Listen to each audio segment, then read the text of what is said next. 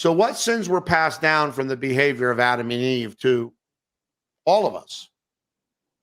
Well, the biggest was that the issue on mortality and immortality. That was the numeral uno, because imparting God's DNA.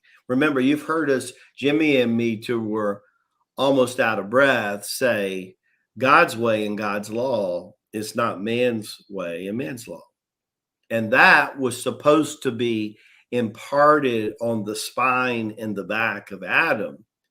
And it was for a certain period. And again, when you're looking at that 900, 1200 year period there that Adam was here, you have to understand when he started doing what he's doing, it didn't just happen in a year or so. It happened over a period of time.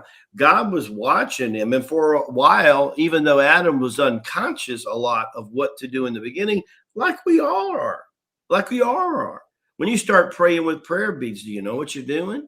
When you start doing the figure eight, do you know what you're doing? When you start feeling differently doing the figure eight, do you know what that is? Well, Adam was the same way. So as he began to kind of turn from God, to be tempted by the devil to do what he wants, right? You got to understand, as you come into your power, when do you think temptation really shows its head? When you have no power? The devil doesn't care about you if you have no power.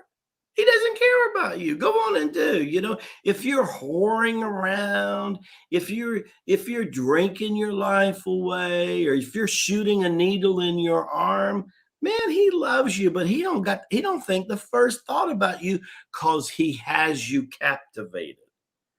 Who he fears? He fears what we're doing on the Patriot and Lama. He fears how many of you are going to get the message. How many of you are going to go to COL and do the 45-day challenge? He fears that the most. How many people? Are we going to do thousands, millions, or tens of millions? How many people? That's what you start coming into your power.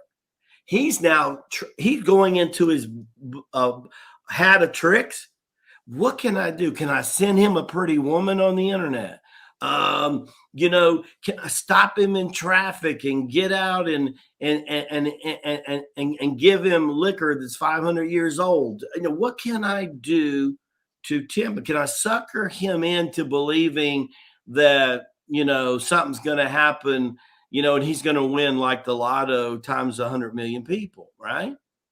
Now I'm telling you, I'm going to give you a preview about tomorrow morning's Daily Lama. And the title of it, There's a Storm Coming.